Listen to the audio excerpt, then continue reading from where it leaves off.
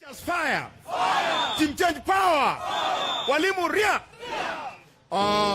We have done the honorable thing by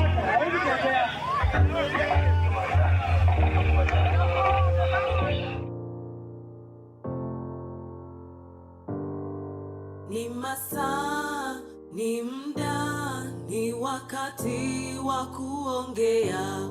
Tunamkataa huyu Opondo, tumemchagua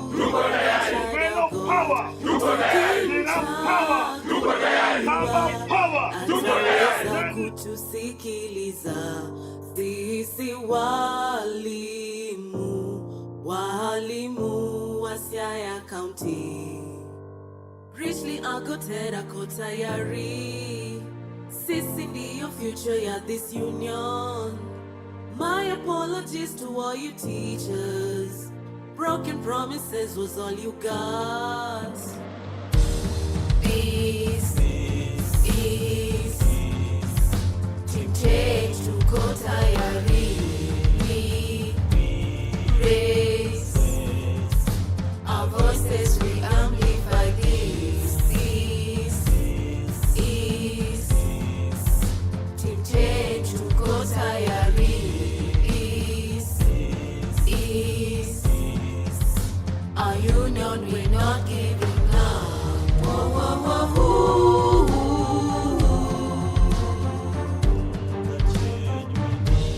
Whoa, whoa, whoa, whoa.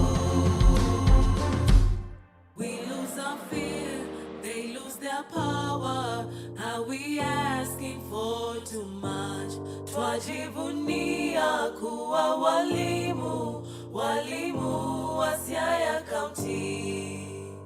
Richly agoted ako tayari, sisi ndiyo future ya this union.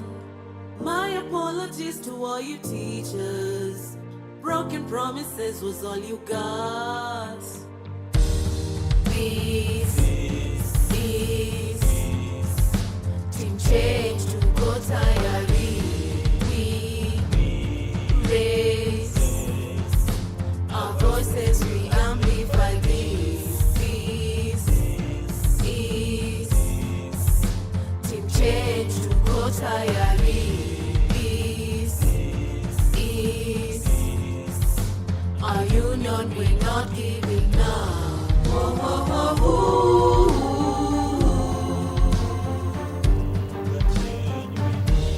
Whoa, whoa, whoa, whoa. We lose our fear, they lose their power. Are we asking for too much? Twajivunia kuwa walimu wa Siaya County. Richly agoted ako tayari. Good evening, ladies and gentlemen, from wherever you are watching us. This evening, we are here in Bondo to talk to Kuppet. just fire. To change Siaya Team change power. Walimu ria. to host We have done the honorable thing this evening. We all know how union politics can be very interesting. For those who remember in the 90s when Ade Adongo was in the union politics, President Moi was actually then the president. But the union politics has grown, and this evening we are happy to host aspirants from Siaya County, the Team Change, who will be able to discuss with their voters what they are going to bring on the table in the event they are elected on the 7th of February this year. So allow me to welcome my panelists on my left so that they can be able to introduce themselves. So welcome.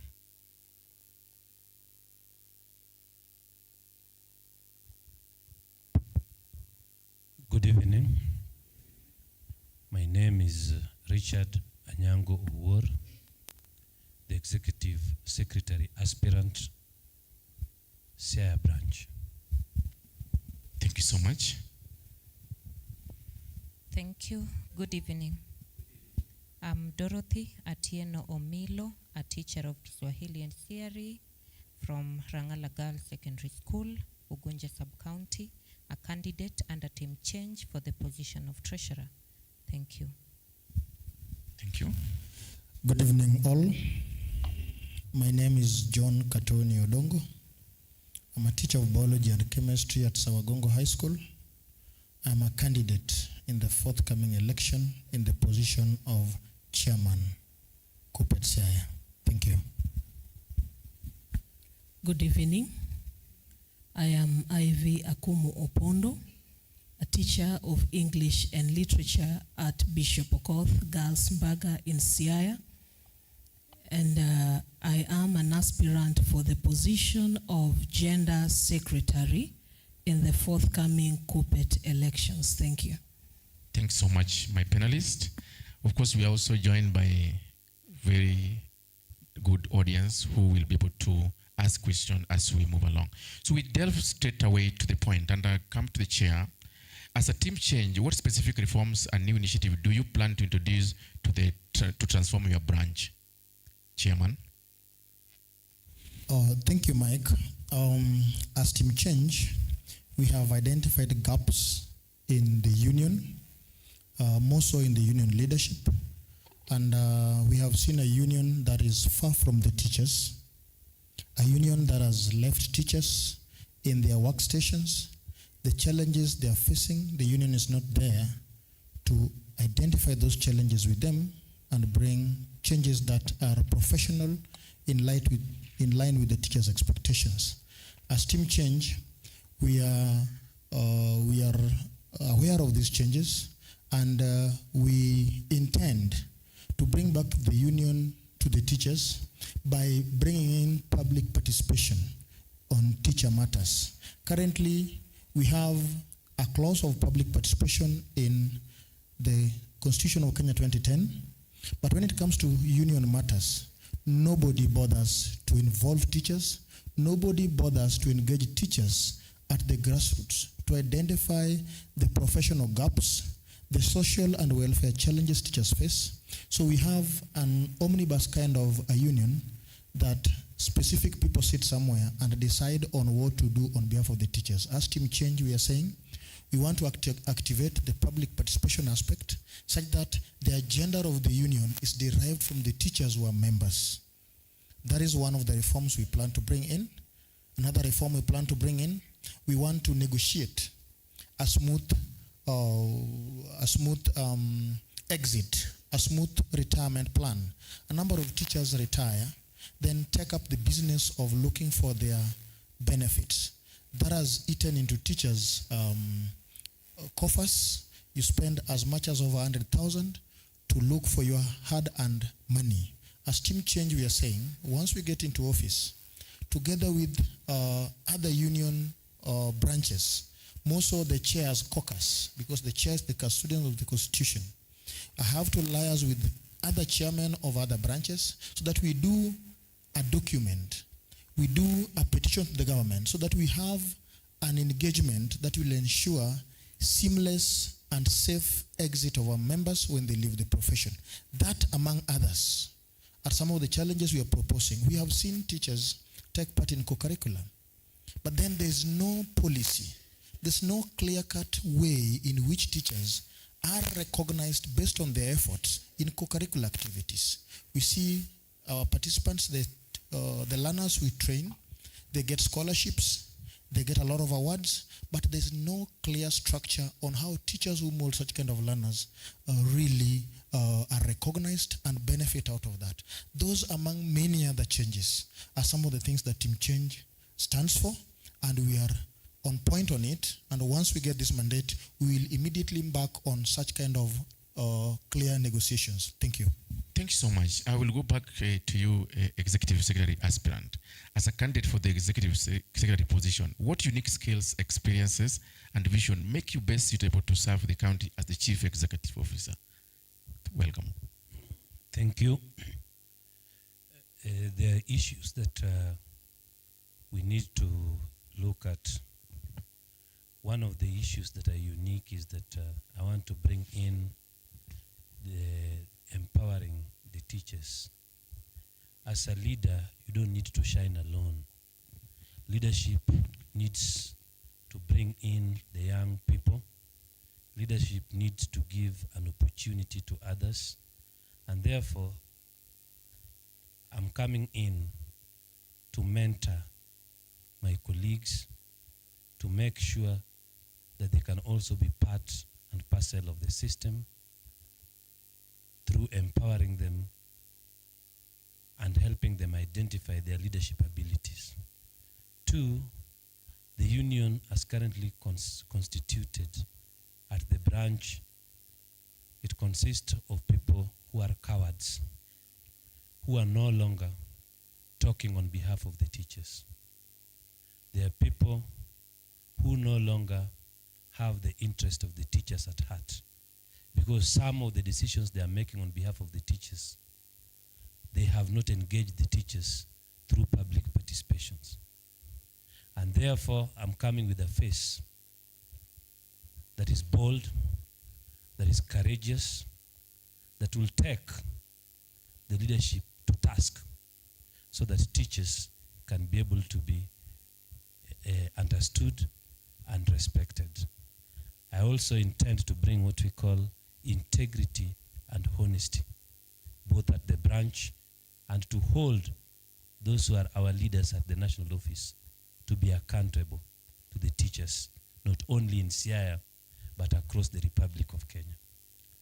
It is prudent that in the management of the affairs of the teachers be done with integrity and transparency, so that teachers can be able to be proud of their leaders, and some of the decisions made on behalf of the teachers to go through public participation and be done in the open. Our main focus that will bring uniqueness is to make the union visible. In our branch, the union has not been visible to the teachers, but we want to aggressively make teachers believe that they are part and parcel of the union by making the union to be visible and to continuously agitate for the rights of the teachers. Not only the teachers of Siaya, but we are looking forward to agitate aggressively for the rights of the teachers of Kenya. Thank you. Thanks so much, ES. And talking of visibility, we want to promise you at ACTT Digital Media, we bring actually visibility to organizations like Kuppet. And of course, when we talk about visibility, a lot of people start to think of so many things, and we'll talk about accountability. And when we talk about accountability, money talks. And money talks is very interesting. And where there's no transparency, there's no visibility, people will make a lot of noise. And that brings me to the treasurer. In terms of your position as the treasurer, how will you strengthen transparency and accountability in this union? Thank you, Bwana Mike, for the good question. As the treasurer, given the mandate, I would first want to say that the union Kuppet is one that has a very good constitution. If only the office bearers would live up to the Kuppet constitution, then we'd be having a very transparent and accountable running of the welfares of the teachers. For instance, the Kuppet constitution clearly outlines that every branch is supposed to have a website, and this website is to be used to have an open communication with the members, whereby annually, of course, the books of accounts, according to the constitution, should be closed by the end of the year, that is 31st December, and balanced. And these balanced reports are supposed to be made available to the members through the website by March of the following year. And so in the position of Treasury, I would wish to implement that which the Constitution outlines. That is, open functional website in our branch, ensure that annually we have independent auditing of our finances, and these reports be made available to members through the website, so that from across the county, every teacher, by a touch of a button, they are able to log in, follow on the matters, especially concerning the finances of the of the union, and see what is coming in and what is being used on what.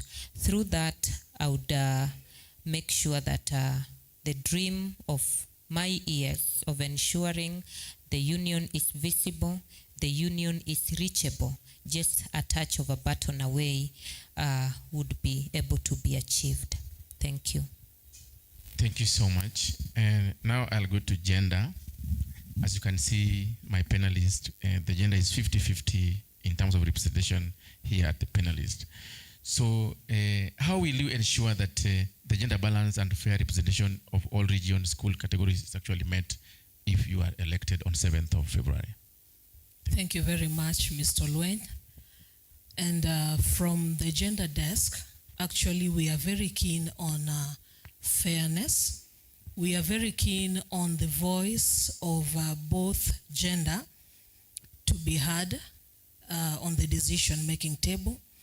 And I want to assure the teachers of Siaya that from the gender desk, we are going to ensure from the point of the school representatives, we are going to ensure that we get fairness. The male teachers will be represented as school representatives. The female teachers will also be there, and we will make sure there is equity in terms of these opportunities. And when we are talking about this fairness, it will even begin from our lineup, where we have 14 positions of leadership, and we have 4 ladies already represented. So the teachers of Siaya should be well assured that we are going to offer fairness through our school representatives. We are going to offer gender balance. We are going to be very keen on it because we are a team that is keen on inclusivity, and gender is part of it. Thank you very much. Thank you so much. Chairman, I think I will come back to you quickly, because we understand that you and the vice chair currently serve in leadership. What are some of the concrete changes that you intend to bring, given that you can be elected on 7th of February? Thank you. I think as the current organizing secretary, together with my brother, the vice chair, we are in the office. And being in the office, when we came in 2021, we had a vision for the branch. We brought vibrancy into the branch. We expected a teacher engagement with our members. And that informed the decision for us to join the union as leaders, so that we could bring the vibrancy, we could bring a union that engages the teachers and derives the agenda of the union from the members. That is a war we started fighting immediately we got into office, because any policy, any engagement was all about us. And we could ask, in all this engagement, how does the teacher of Siaya benefit? How do we engage them to get to know what the union stands for and what the union stands to do to them? And that has been a war that we've had. And we took our time to live on hope that the leadership, because definitely the branch is headed by the executive secretary, the chairman and the treasurer. They're the executive members. They have got all the veto powers to do what they want as per the constitution. It gives them the powers to allow us to deliberate.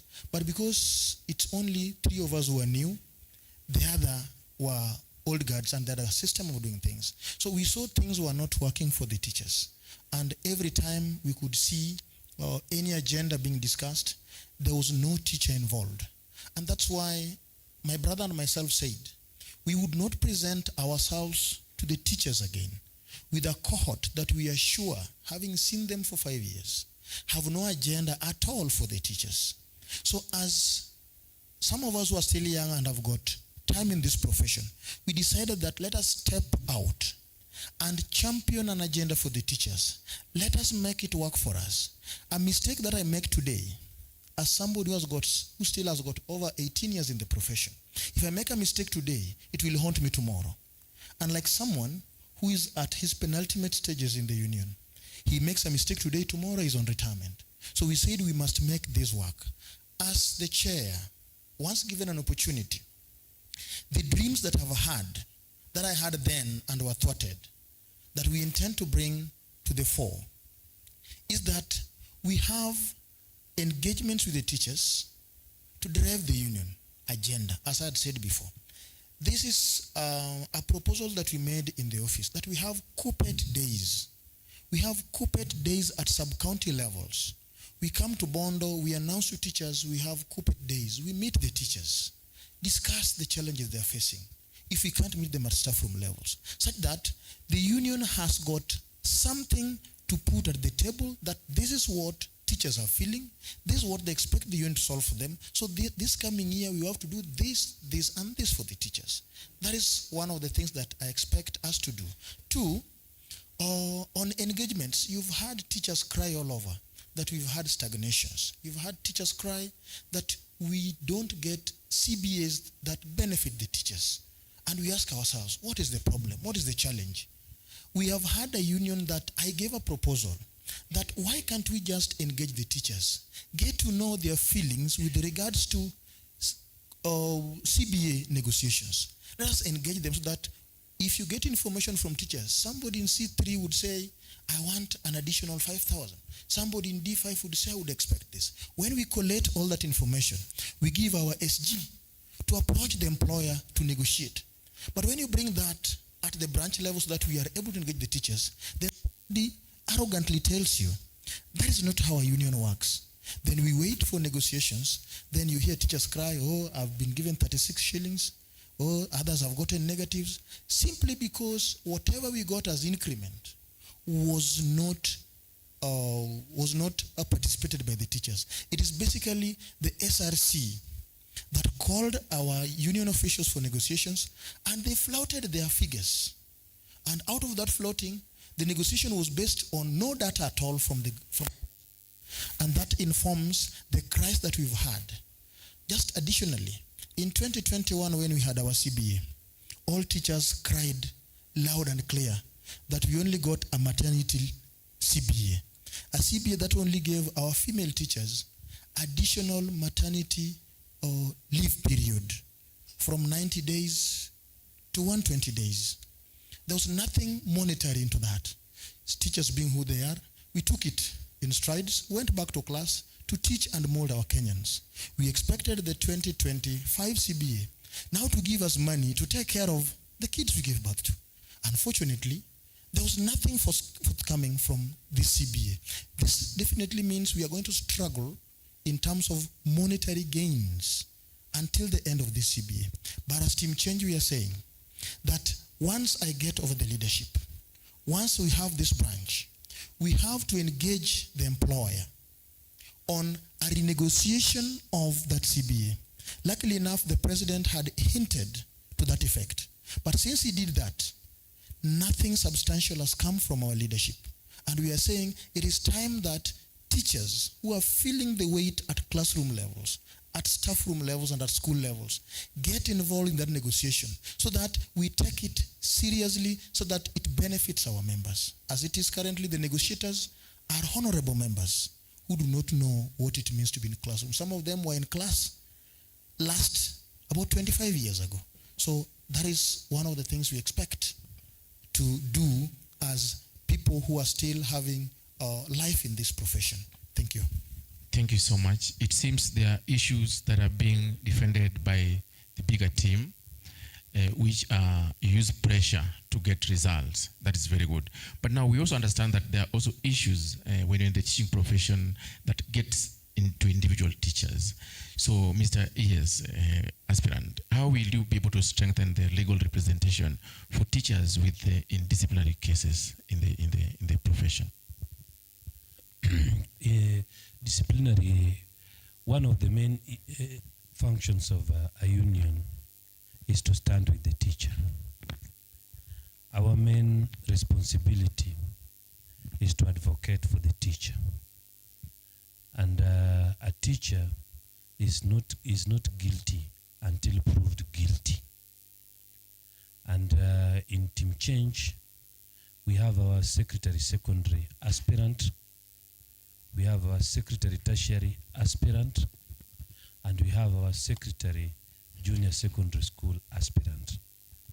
These secretaries are the teachers' lawyers, and we have instructed them that teachers must be represented, and we have given them instructions that when they get into office, they must make sure that a teacher does not get into a disciplinary meeting without representation from the union. But as Team Change, we also feel that teachers are like other professionals across the Republic of Kenya, and teachers too need better representation. And we recommend as Team Change that where our secretaries are not able to handle, then we will represent the teachers through an advocate of the High Court, so that teachers too are given a fair hearing, just like other professionals who are accused of A or B. Because our core business is to stand with the teachers. And that is why this team that you are seeing calling themselves Team Change, it comprises of classroom teachers who have got no strings attached, who are not having what we may refer to as conflict of interest in the management of the welfares of the teachers. That means in our midst, there are no administrators. Because if you are an administrator and you are elected and a colleague in your station is also having a case or is found in having a disciplinary case, there is no way you are going to represent the teacher, because you form part and parcel of the administration. That is why we are saying that those elected here are not members of the administration, and if elected, they do not have conflict of interest in advocating for the rights of the teachers. Because it is not possible for a deputy principal or a principal to go to another school to challenge a fellow principal or a fellow deputy principal, because all of them are members of the disciplinary committee and forms members of the board. And that is why we are saying as Team Change, we are out to advocate for the teachers, we are out to protect the rights of the teachers in accordance with the Constitution of Kenya and also with the Teacher Service Commission Code of Regulations. And we say teachers must not be condemned unheard. Thank you. Thank you so much. I think... Maybe just in addition to what the ES has said, I think all the teachers, including our teacher lawyers, the secretaries we've mentioned, none of us has got legal training to challenge a lot of things.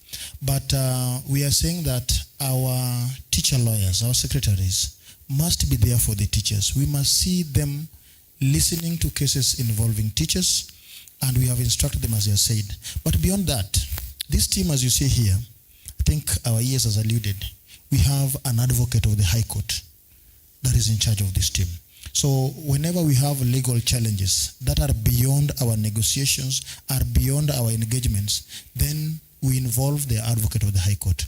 Even during our periods of campaigns, we've faced one or two challenges here and there, where some of our supporters are being victimized because they support us against maybe the wishes of a HOI or of an administrator. And whenever they're given letters that we try to negotiate and doesn't come out, we hand it over to our advocate. Far things have been well, and that is the kind of leadership that we have. No teacher should be condemned until it is clear there is no way. So as Team Change, we will stand with our teachers at all costs to ensure that the dignity of the teacher is restored and no teacher operates under intimidation. We want to inform teachers of Siaya no more solitary professional life will you lead. Administration of team change. Thank you. And to add on that, the slogan, the motto of this team is empowering teachers, team teachers first. Our main mission, our core mission is teachers, and our responsibility is teachers first. Thank you. Talking of teachers first, I remember when you're launching the manifesto on Saturday, the team really stressed on BBF as a key pillar within that manifesto. So, Treasurer, if you can take the mic and tell us what is the current status of BBF, what are some of the specific strategies you will introduce to improve and strengthen the impact for the members? Thank you so much for that question. The BBF being a very, very critical issue in our branch. We have a branch where membership is over 4,500 total members, and BBF is deducted. Today, every member contributes 200 shillings, of which 140 comes to the branch. So looking at the total collection in our branch runs to close to 7 million in a year. However, the rates in the current regime are not resonating well with teachers. For instance, when we lose a teacher who is the contributor, the package is 40,000. When you lose your child, you're given 20,000. Today you ask yourself, which coffin even goes for 20,000, for example? We have a union that purports to be representing teachers, that purports to be standing with teachers, yet upon bereavement, at a time that a teacher would be needing this union the most, upon bereavement, the union cannot even give you a coffin. Looking at the reports, the BBF reports that have been presented to us over the past years, there has not been any single year that the payouts have reached 1 million. So then it means that currently the collection standing at 7 million and a maximum expenses amount to just around 1 million. Then we ask ourselves, what happens to the balance, which is close to 6 million? And having looked at those loopholes, as Team Change, we are coming in, as our motto says, that one, we are empowering teachers and we are restoring trust, because we want our teachers to have trust in this union. By the way, there are some members of Kuppet that lost trust in it, that at one point when TSC allowed exit button, a number of teachers exited because they had lost trust. So Team Change is coming in to restore trust to this union. So part of what we want to do in the BBF is to improve our packages. And the packages that we have proposed in our manifesto, which was launched on Sunday, are that upon the demise of a member or the spouse of a member, we shall be giving 80,000.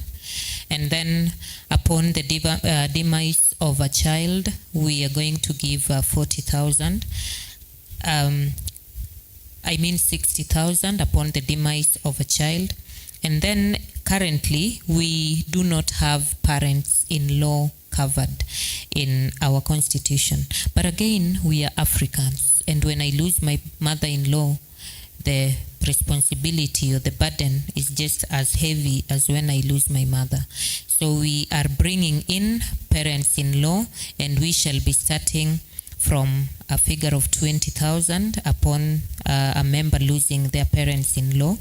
And these packages are going to be implemented equally to the members. We want to move away from a situation where some teachers are treated as more teachers than other teachers, yet we contribute equally to this union. So as a team, we have said that we are going to have a flow of communication. Our chair already mentioned that we intend to have school reps, and these school reps are going to help us with communication so that upon any case happening in any school, the office can be informed in time so that we process the packages in time so that members don't have to wait in the queue for months down the line waiting for your BPF packages. So these, I think, are going to really benefit our members.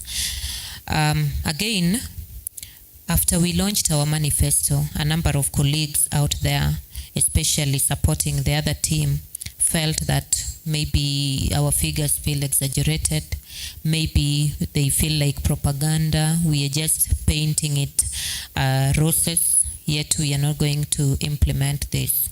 I want to say to every listener out there that you can do your math. If in a collection of 7 million in a year, the office has not in any year used more than 1 million, with our rates, it's almost the double of what the current office offers, almost double. So if we were to double, say if the current office has paid a maximum of 1 million in a year and our rates are almost doubling that, it means that with what is coming to the branch, we are still going to be able to manage the burial claims. And then as a team, BBF has the second B that often feels silent, the benevolence part of it. So we are saying that as a team, with the kitty, we'll be able to manage even the benevolence part of it. When we have a member involved in an accident, serious accident that needs some help, the union would be there with some package to say pole to walimu. And upon other cases, for example, illnesses, operations, terminal illnesses, we'll be there as a union to stand with our teachers. We don't have to wait until one dies, then we can give them the money. We want to activate the benevolence bit of it just as much as the burial is also active. So this is a team that truly has teachers at heart. And whatever we say, whatever we promise, we did not promise them out of the blues. We sat down as a team, we sat down as aspirants, we sat down with our strategists, with our think tanks, we consulted teachers far and wide, from Ugenya all the way to Rarieda. We consulted teachers, and the document that we have presented as our manifesto is one that has been very well thought of, and just upon given the mandate, we are going to truly implement this to our teachers of Siaya. Thank you. Thank you so much. I think my last question goes to gender aspirant. How will you include teachers who are able differently and those who are in marginalized areas in this your group when you are elected on 7th? Thank you very much.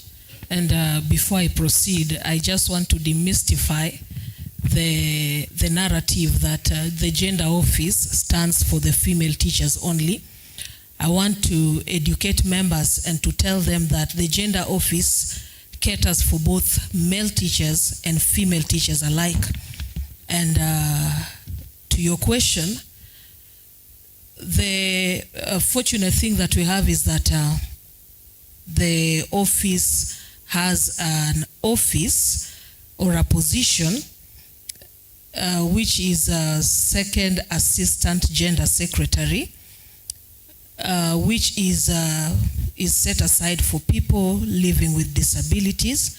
And I want to believe that that individual in that position will work hand in hand with the main gender office so that we identify these people, we bring them close, we get to know their challenges, their work-related challenges that these people face. Like looking at, if we give an example of people, the VIs, the visually impaired, we want to see where they teach, how is the terrain? Is it offering them support so that they can be productive in the learning institution.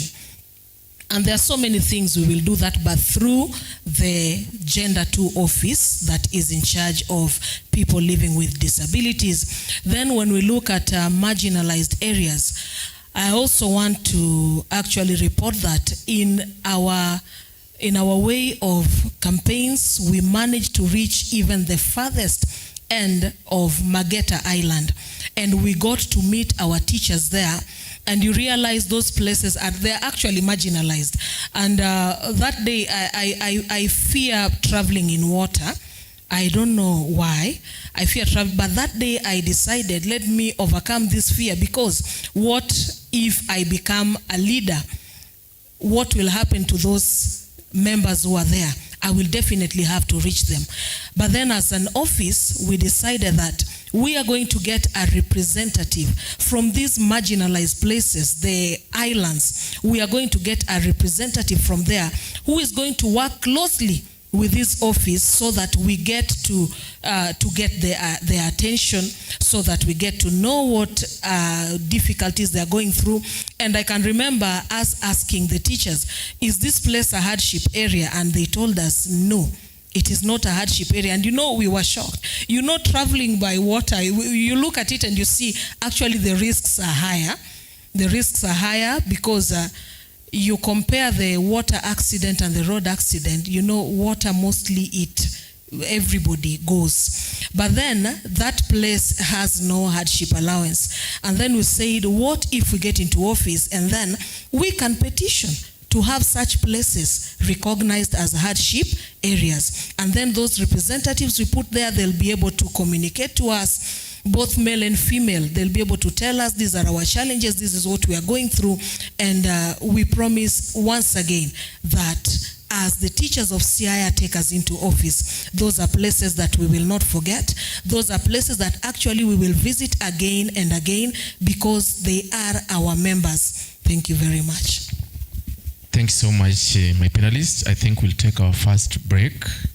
For those who are watching us from wherever you are, we are coming to you live from Hotel Dotries in Bondo, and this production is being done by ACTT Digital Media. So we'll take our first commercial break. When we come in, we'll delve into more questions. Thank you so much.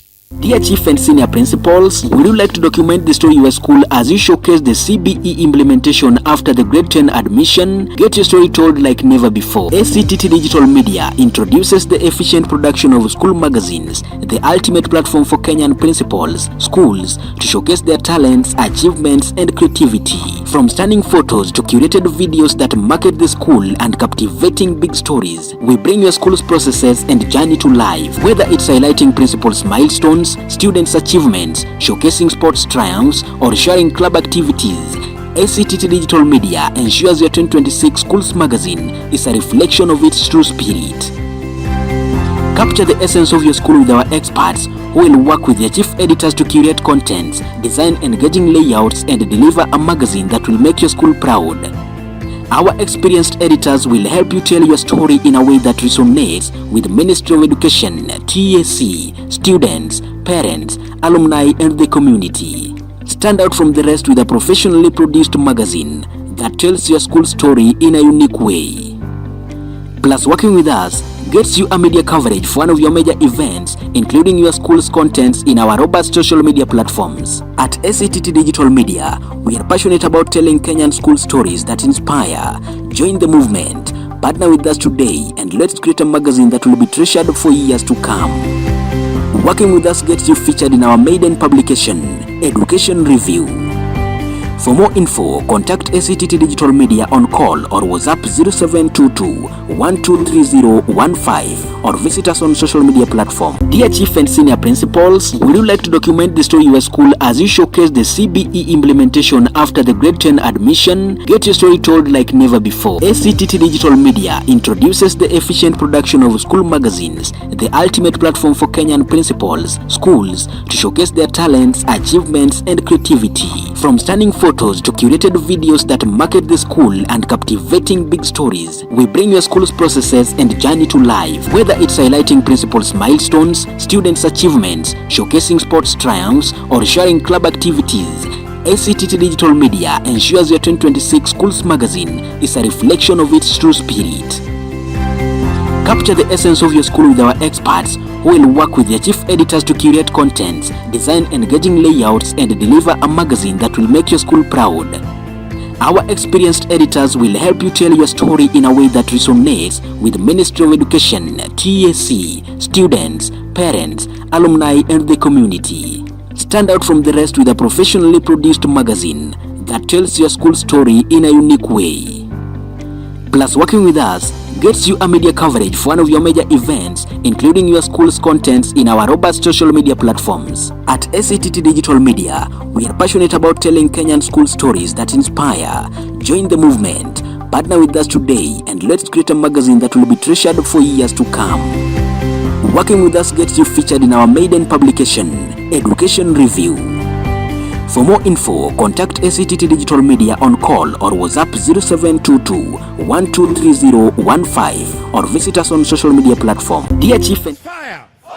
Team change power! Walimu ria!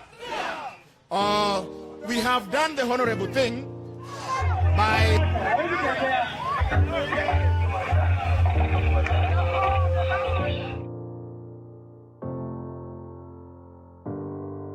Ni masaa, ni muda, ni wakati wa kuongea.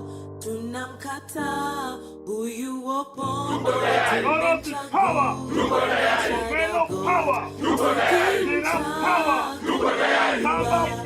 ataweza kutusikiliza sisi walimu wa Siaya County. Richly agoted ako tayari, sisi ndiyo future ya this union.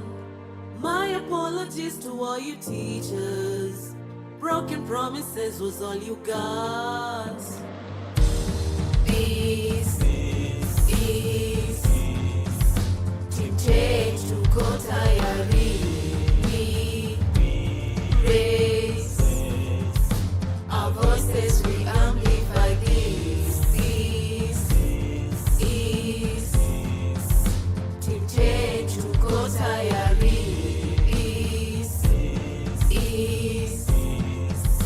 Our union, we're not giving up. Whoa, whoa, whoa, whoa.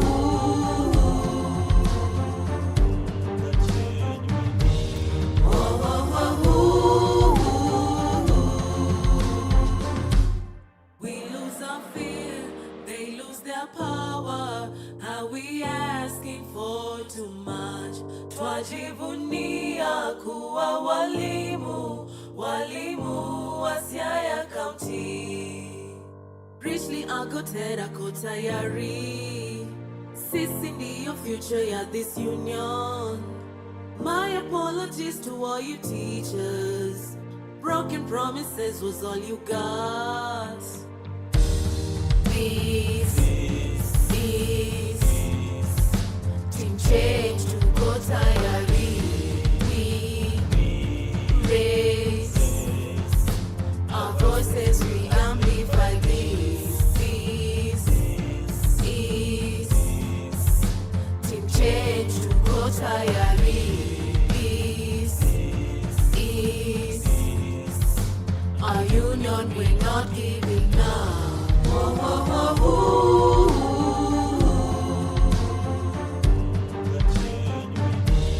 Whoa, whoa, whoa, whoa. We lose our fear, they lose their power. Are we asking for too much?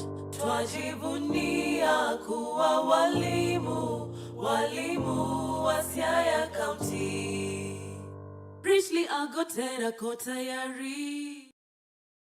Dear Chief and Senior Principals, would you like to document the story of your school as you showcase the CBE implementation after the grade 10 admission? Get your story told like never before. ACTT Digital Media introduces the efficient production of school magazines, the ultimate platform for Kenyan principals, schools, to showcase their talents, achievements, and creativity. From stunning photos to curated videos that market the school and captivating big stories, we bring your school's processes and journey to life. Whether it's highlighting principals' milestones, students' achievements, showcasing sports triumphs, or sharing club activities, ACTT Digital Media ensures your 2026 Schools magazine is a reflection of its true spirit. Capture the essence of your school with our experts who will work with their chief editors to curate contents, design engaging layouts, and deliver a magazine that will make your school proud. Our experienced editors will help you tell your story in a way that resonates with the Ministry of Education, TSC, students, parents, alumni, and the community. Stand out from the rest with a professionally produced magazine that tells your school story in a unique way. Plus, working with us gets you a media coverage for one of your major events, including your school's contents in our robust social media platforms. At ACTT Digital Media, we are passionate about telling Kenyan school stories that inspire. Join the movement, partner with us today, and let's create a magazine that will be treasured for years to come. Working with us gets you featured in our maiden publication, Education Review. For more info, contact ACTT Digital Media on call or WhatsApp 0722 123015 or visit us on social media platform. Once again, welcome to this debate. This is Kuppet, Siaya Team Change. We are coming to you. Dear Chief and Senior Principals, would you like to document the story of your school as you showcase the CB? Take more questions to our panelists so that they be able to answer as they wait to be voted in on the 7th of February. So I'll direct these questions straight away to the chair. Chair, we understand around 2017-18 there was a government policy on delocalization, which was again called nationalization, and right now it's called transfer. How will you protect teachers from unfair transfer that is being done most of the time without the teachers to where they're supposed to be transferred to? Thank you, Mike. In 2016-2017, we saw government come up with this policy of delocalization. And you look at the teaching profession, it is all about delivery of services. And for you to deliver the services to our learners, you must be at your best. This delocalization destabilized families, it disenfranchised families, and indeed, it was one of the lowest moments in the profession. I want to thank the government for reviewing that issue of delocalization, because currently I think those who are delocalized and are not happy with where they were given a window to apply for transfers. And I can comfortably say that by now, over 80% of those who are delocalized and who are willing to get back to their counties or their areas of comfort have so far done so, save for a few who found their new working environments better. But as a union, the challenge that we've had is lack of public participation, lack of teacher involvement. We have a government and a system that, if it comes to teachers, matters teachers. They basically come up with policies, they basically come up with regulations for teachers to be consumers of the regulations and policies without engaging the teachers, without looking at the impact assessment on what it's going to have on the teachers, their welfares, and their families. Mike, I can tell you, all of us work tirelessly in this country. And the main reason why we work tirelessly is because of our families. I'm out early in the morning, get back late in the night to purposely work and get something to help me uplift the lifestyle of my family. But now when it comes to policies that end up frustrating a member with his family, then we as a team, we don't encourage that. And as a team, we have said that we'll try as much as possible to engage the employer on matters of teachers. Matters involving teacher welfare is of utmost importance to this team. And we say that we know we have a government that is able to listen. It's all about the approach that we give it. And as Team Change, we are saying that teacher participation in issues related to our profession, in issues touching on our welfare, we will always engage the employer soberly. We know the current unionism is not like the one before. We do a lot of negotiations, give and take. It is no longer a matter of chest stamping. Current modern unionism is a unionism of, this is a professional union. We are all guided by the policies of the employer and the circulars and all those regulations. So whenever we engage, we have to engage professionally and on legal issues that at the end of the day benefit the teachers. So as a team, we are going to embark on that seriously, to have issues of teachers originating from the teachers and getting all the stakeholders on board to ensure that none feels neglected, none feels segregated, and it all benefits all of us. Thank you. Just to add on something, our letters of employment indicates that teachers can teach anywhere in the Republic. Despite the fact that we are teachers in Siaya counties, we can also teach as far as Kilifi, as far as Migori. The localization to some extent was good, but to some extent it also interfered with teachers, more so people who had settled with their families in specific areas. The only thing I wanted to say on this issue, the localization was basically done to the heads of institution. But teachers, classroom teachers in some areas have also suffered when it comes to transfer, because it is arbitrary transfer. There are situations where a HOI comes in the morning and tells a teacher to look for a school. I don't want you here. Yet the employer is the same. There are schools where HOIs have transferred teachers. You find that even in one station, more than 5 teachers, 6 teachers, and there's no good reason as to why those teachers are transferred. I think, to me, there are some decisions that have been made by the employer in conjunction with some of the HOIs that is very harsh, brutal to the classroom teachers. And sometimes you are transferred like that, and your children have gone to school in the neighboring area, and it is in the middle of the term. And therefore it has brought untold suffering to our colleagues. And us as Team Change, we are saying that teachers must be heard, and the HOIs must not use transfer as a tool to oppress the teachers.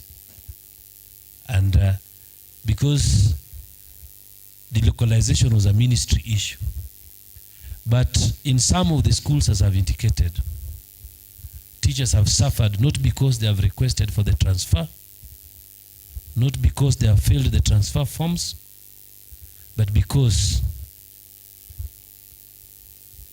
the HOI comes and declares that you are a persona non grata in that particular given station, and you are hounded out of the station, and sometimes others even fail to find a place where they can land. So as Team Change, we say we will stand with the teachers, and we ask that transfers be done when it is necessary and when the teacher has requested for it. And sometimes it is sweet if it is done on promotion, but not as a punishment to a teacher who is a member of the union. And some of these things have been happening, and the union, and more so at the branch, is in bed with the people who frustrate teachers, who make harsh and brutal decisions on behalf of the teachers. And that is what we are coming in as Team Change to speak for the teacher, to speak for the person who cannot speak. And I, Richard Anyango War, I will speak for the voiceless. And that is my mission. Thank you so much. Of course, during this kind of debate, we also learn. The executive secretary aspirant, as mentioned, called Hoi. Hoi, for those who don't know, is head of institution. Thank you so much. Now, I'll be back to you, Treasurer. You mentioned figures of 7 million, 1 million, 60,000, and so on and so forth. One of the things that make members to be very much upset is lack of communication. So what measures will you put in place to ensure members receive regular, clear communication on union decision, especially on expenditures? Thank you very much for that question. I come back to where we started, that is visibility of our union. We purpose to build a very visible union. This one, we want to do it through empowered school reps. Currently, in the current regime, we have school reps on paper, but some schools do not have them. I say school reps on paper because you get that on the booklets of the branch, you find your name as a school rep against a school. Like I happened to have found my name as a school rep against our school. Yet, I haven't even been inducted into what my roles are.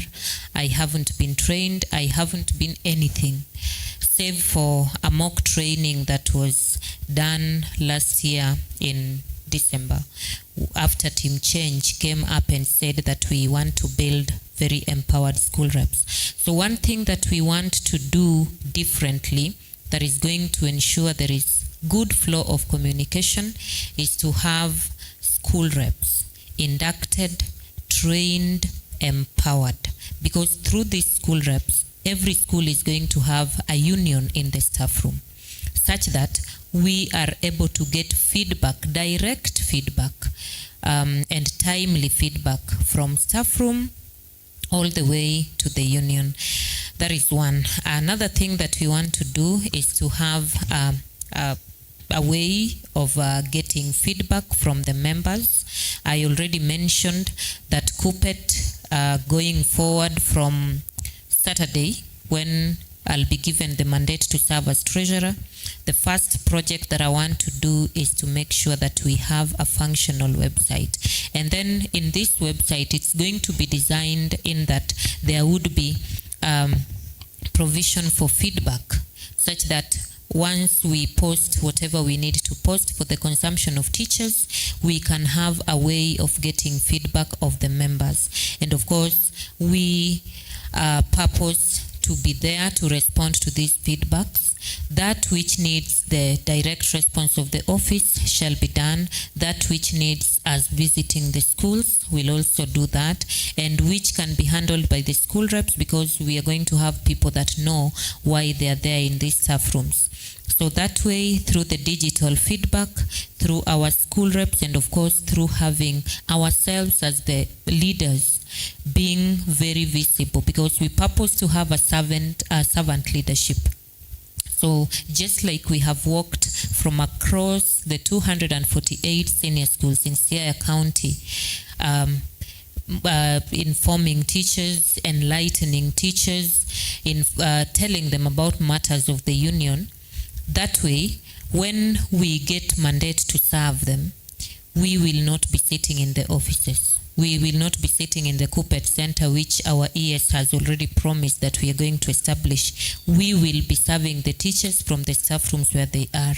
Our chair said that we are going to have Kuppet days. So we are going to be having quite an interactive system with our teachers. We shall be having fun days. Of course, mental health issues, mental wellness is at the heart of our team. So we are going to have programs whereby we can have fun days, and in these fun days we'll interact with our teachers. We get to relieve stress. We get to get feedback, direct feedback. So all that said and promised, we simply seek for the mandate of the teachers so that for once they can test the a union that truly serves its members, not a union that hangs somewhere in an ivory tower and then looking down on its members. Team Change is an inclusive one and is going to give the teachers their voices which they have been denied over time. We are empowering teachers, we are restoring trust. That is what we stand for. Thank you. Thank you so much. Thank you so much. That was very elaborate. And I will go back to gender aspirant. We noticed that given an opportunity to lead people, sometimes it calls for a lot of effort. Along the way, this miscommunication and then mistrust sets in. So what is you to take us through what really causes this mistrust? And within that office, what are some of the strategies will you put in place to ensure that if there is mistrust, you can quickly restore the belief of the people so that they can believe in the union if elected on 7th of February? Thank you very much, Mr. Luen.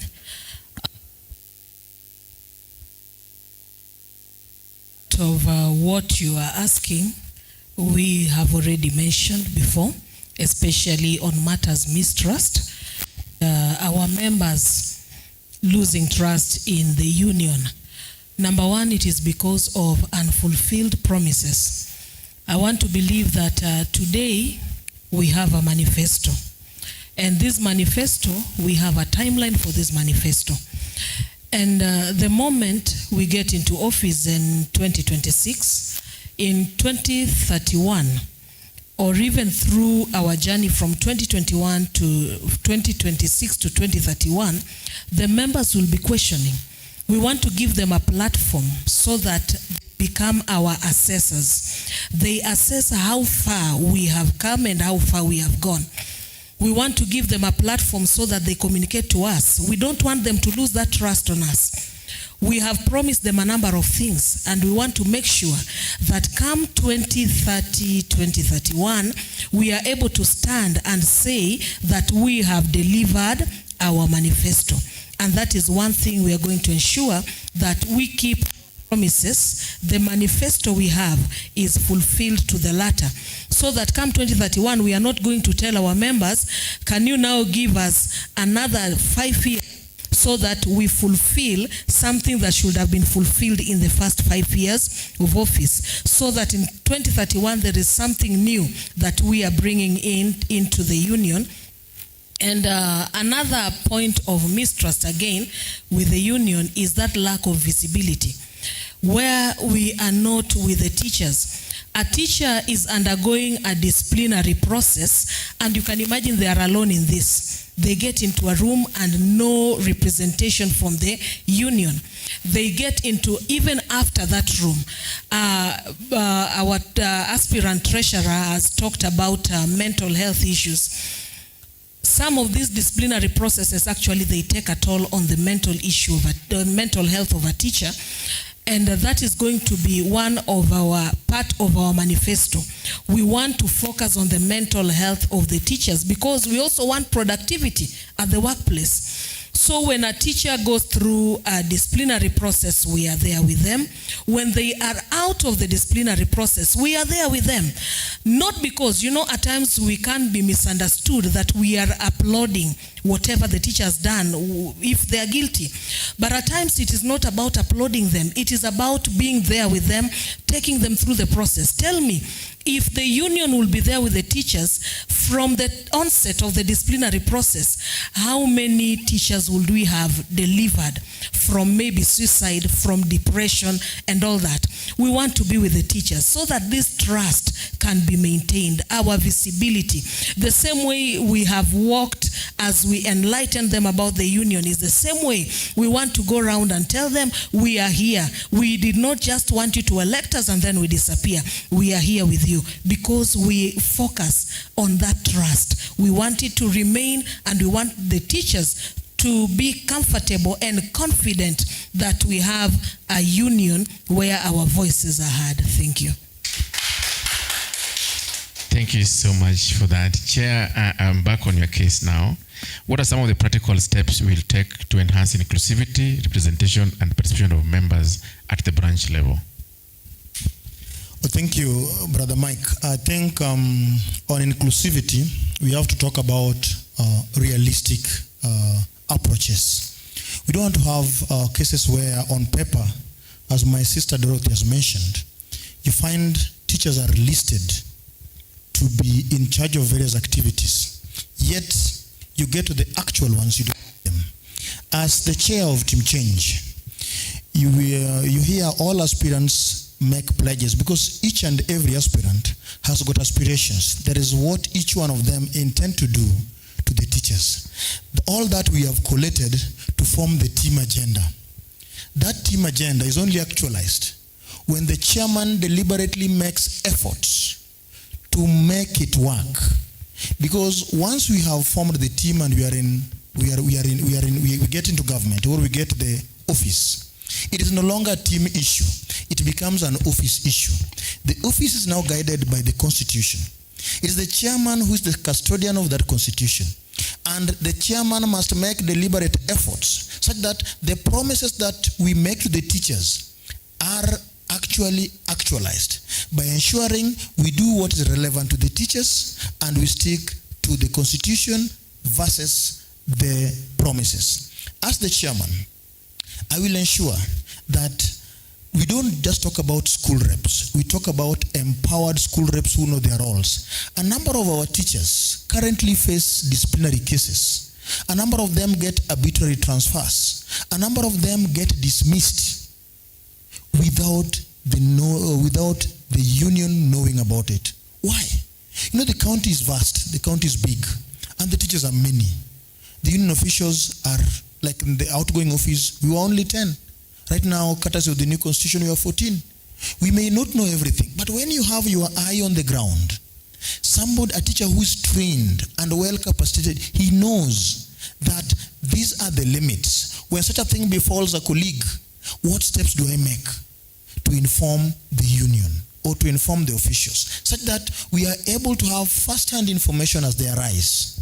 We get to our institutions, because as I've always said, the challenges I face in my school at Sawagongo High School are the same challenges another teacher faces in another school. The only difference is the solutions to these challenges. Corporal punishment cuts across all the schools if it is outlawed. And you find maybe at one point or another, there is one here, there, another one here and there. But now, how do we approach them? There are schools that once you are found in such a problem, even the platform to negotiate, even the platform to explain yourself is not even given to you. But there are others where you can be given a platform based on the systems of the school. Because some schools have got big names, they want to protect it. So you'll find a lot of stakeholders coming in to find out what is happening, but others do not. So we expect the union to work uniformly for all of us. So as a chairman, I will ensure we have empowered school reps who give us first-hand information, and as a union, we intervene immediately. 2, to make it visible, we have our burial and benevolent fund. We tend to focus more on the burial aspect, neglecting the benevolence fund. When we focus on the burial, we wait for a colleague to die. Then we appear in big cars. That does not help the teacher. The benevolence fund comes in handy, and the burial becomes the last resort. When a colleague is sick, a colleague is supposed to undergo a kidney transplant in India. What role are we playing as a union? That's the benevolence part. That has got a more impact on the teacher and the peers than coming to give the teacher a final send-off in terms of burial. As a chairman, I would focus more on the benevolence fund of the teachers, so that a teacher feels and is able to say, during my time of adversity, the union was there for me. They stood and did this to me. Or the family may say, as much as we've lost one of us, this was the effort of the union to ensure that we save our colleague, but unfortunately we're not able to. That is currently not happening. Those are some of the real information, the real ways of ensuring we make the union work for the teachers. Again, we talk about teacher empowerment. The union has a role in teacher empowerment. And this is very powerful. I always talk about Mwalimu Sacco. Mwalimu is one of the best performing SACCOs in Africa. In fact, it's the SACCO that is best in Africa because of the asset base that we have, the membership, and teachers are the highest consumers of loan facilities in this country. That makes Mwalimu to be better. In terms of that, do we have anything to show? Do we have returns that is able to boost our lifestyle as teachers who take the biggest loans? Why are we taking loans, yet when we are asked to show what that loan has done to us, it is not there? Why teachers get involved in teachers basically attempt to do businesses. You get involved because you see a friend doing it, or because you just have the interest, but you do not know the background of what you want to do. So you end up taking a loan, venturing into a matatu business. You do not know the do's and the don'ts of it. After a few months, you're down. You're left with a loan to service for 5 to 10 years. So as Team Change, we are saying, on the pillar of economic empowerment, real touch, we want to have a system where we involve the experts in this area. If teachers are interested in dairy business or agribusiness, it is upon the union to get professionals in this area, those who do real touch agribusiness.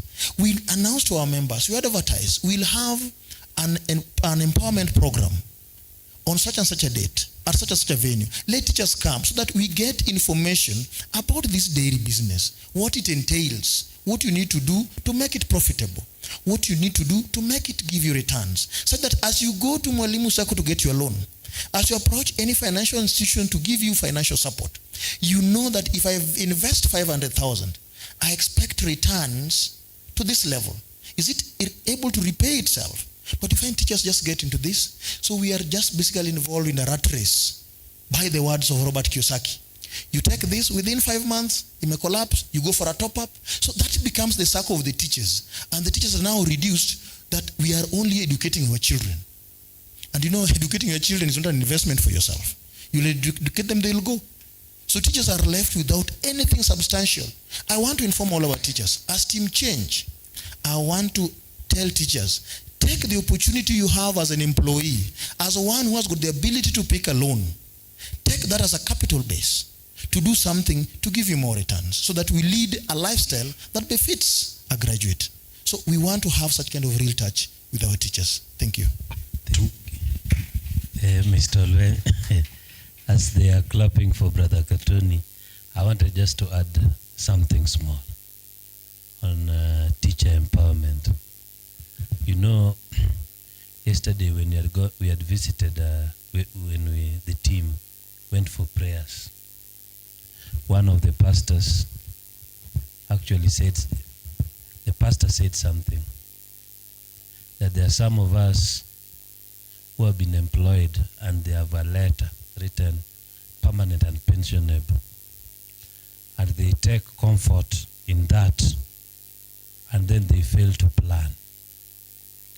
And the pastor was talking about retirement, and how when retirement comes, you find it difficult to accept, and therefore you start living in denial. Teacher empowerment, economic empowerment, is an idea whose time has come, and we must talk about it. The reason why we must talk about it, teachers are the ones who are very good in teaching and producing different professionals. Take it from me that within the teaching profession, you'll get a business studies teacher who is very good in the subject and produces so many A's, but the teacher does not even own a kiosk. It is in the teaching profession where we have teachers of agriculture. Agriculture is the backbone of the economy, and that teacher cannot even own a simple knapsack sprayer that can be used to wash cows and remove ticks. It is also in the teaching profession that we have teachers of physics. They are very good. They can connect wires like the ones that I'm seeing here. But that teacher does not even own a bulb shop. Yet they are very knowledgeable and they can take. The problem that we are having is that as we talk about welfare, we have been reduced to think that welfare is only about burials. A teacher is having a funeral. That is what has become the welfare of the teacher. But we have refused to also think along entrepreneurship line. And I agree with Brother Katoni that what our colleagues actually need is experts, role models, and majority of us will be picking loans knowing what exactly to do with that loan. And when teachers are empowered, then we will get out of a financial disability. Because some of the problems that we are going through and some of the teachers that are being taken for mental wellness, some of the issues that revolves around our problems, majority are as a result of finance. And therefore, the issue of teacher empowerment, economic empowerment, is an issue that we must address as teachers. Because with the economic times, our incomes from the salary is not enough to address all the issues that are affecting us within the community. Thank you. Thanks so much. Just still on the same of teacher empowerment, we know when people are young, they don't get sick as frequently as when they get older.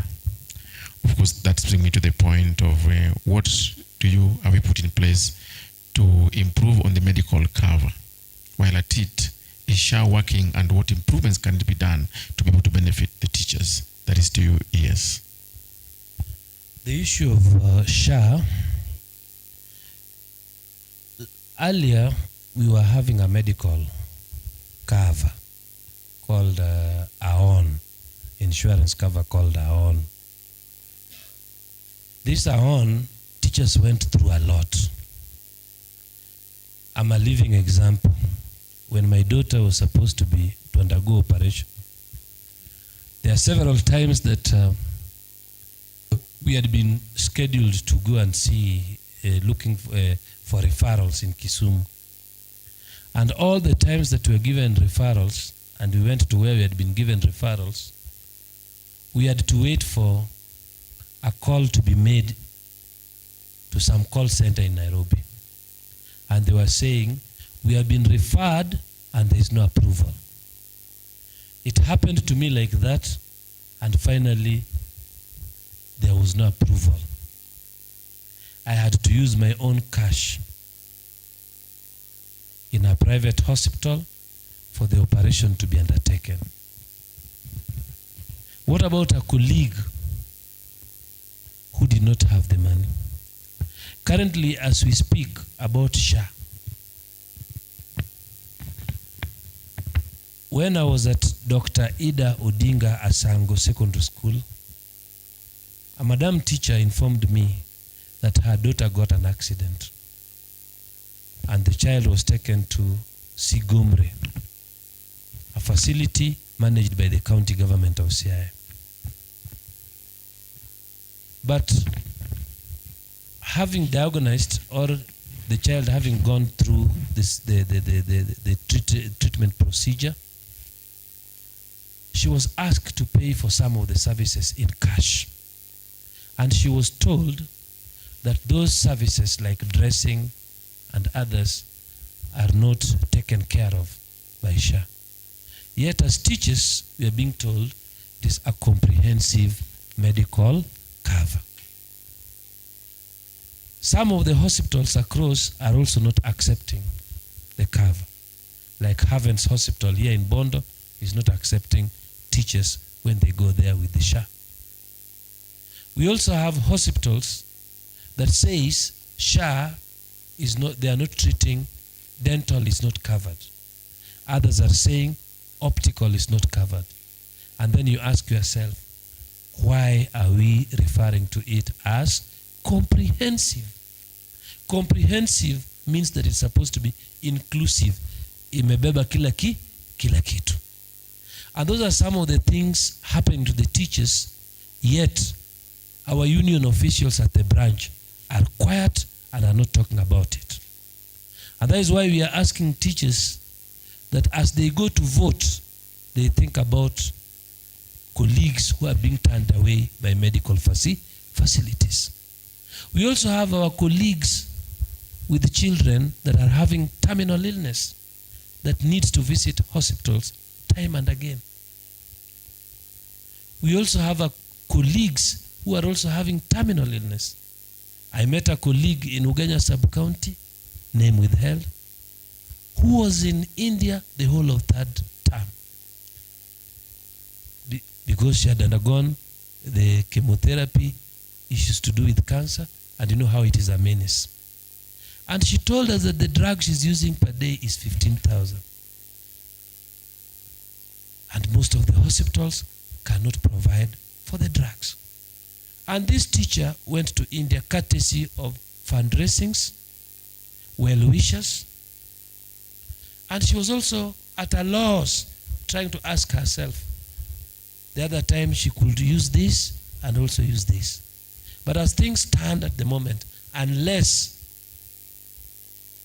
it is streamlined, it's like teachers have been removed from the frying pan directly into the fire. And some of the hospitals in the remote areas that teachers are supposed to go for treatment, you can be diagonized, and even as simple or just coartem alone is not available in those dispensaries. So from our point of view as Team Change, we are saying that despite the fact that the union agreed and entered into this, we are saying that our medical cover must be renegotiated so that teachers can get what they deserve like other professionals. Thank you. Just allow me add something on the issue of SHA. I wish to agree with my ears when he says that indeed this needs to be seriously reviewed, seriously renegotiated, because as teachers, from a personal point of view, I really feel that we have been carried from frying pan to fire. Today, when we contribute, say if my spouse is a teacher, we are deducted independently. I'm deducted for SHA, he is deducted for SHA. But then when it comes to treatment, we are treated as a household. Earlier on, I could be treated with my card, and in case I exhaust mine, I would use my husband's card. But then today, we are treated as a household. Then I wonder, why is it that when it comes to contribution, we contribute as separate people? Then when it comes to benefit, we benefit as one unit. Why can't we then contribute as one unit? Another thing that I wish to add on the matter of SHA concerns the maternity allowance. When you look at me, you'll agree with me that I'm still very much in the childbearing ages. Looking at the maternity allowance that SHA has given teachers, a C3 teacher like myself is entitled to a maternity allowance of 120,000. A D5 teacher is entitled to a maternity allowance of 300,000. I wish to inform you that a D5 is the apex of teaching. It's the climax in the job cadre. So then, with the current career progression, for one to get to D5, most likely they have already exited the childbearing ages. You'd find that those in D5 are almost very much nearing retirement, 1 or 2, 3 years to retirement, because again, this commission has subjected us to a way that you might take close to 25 years to climb up the ladder, because there are so many divisions in the job groups. So I'm wondering why someone who has already exited childbearing age would be given a maternity allowance of 300,000, yet another person that is actively bringing in more voters to this very honorable nation of Kenya is only entitled to 120. Who is fooling who here? Then a union sits down to look at that and sign for its members to be exited into that kind of a system. That, together with what our ES has said, makes me agree very, very strongly that the medical cover that we currently are in should be reviewed as a matter of urgency. It should be renegotiated, and teachers deserve care, health care, just like other professions. By the way, before I put down the microphone, did you know that our benefit, especially when it comes to outpatient, is lower than a teacher, an ECD teacher employed by the county government? Imagine that a TSC PNP teacher, when I go to hospital, my outpatient would just be around 1,500 shillings. A teacher, ECD teacher employed by Siaya County government, earlier on they were in a comprehensive cover. They had a cover with Britam. Today their cover was a bit reduced, but their outpatient is still at 3,000. It's quite devastating. It's quite heartbreaking that you go to hospital. Like one time I went to hospital for dental extraction, and then you told that if you want to attend to 2 of them, like I wanted to remove 2 teeth, I could only remove 1, and then I go back with the other one to wait until I can get another day, wait until a number of days before I can go for another one. So this union on matters health, it has not worked for its members. For matters SHA, it has failed to negotiate properly for teachers. We feel really left out because you'd want me to perform. The government would want me to perform, but I cannot perform when I'm not healthy. So I think it's one thing that really needs to be treated as a priority. And when given the mandate, then I think that is one thing that we really need to go back on the drawing board and make sure that we are treated just like a human being should be. Thank you. Thank you so much. Maybe Mike, just a minute. Let me just give a rejoinder. On teacher welfare issues, you learn that teachers have had serious challenges, more so with their career progression, more so with another one is on health and on advocacy and CB and all that. This health thing is a real challenge to the teachers, and we had our fair share of challenges in our minute. Our minute was a scheme. It was a medical scheme. In our minute, we had challenges of approval. There were approval challenges, but there were no bureaucracies.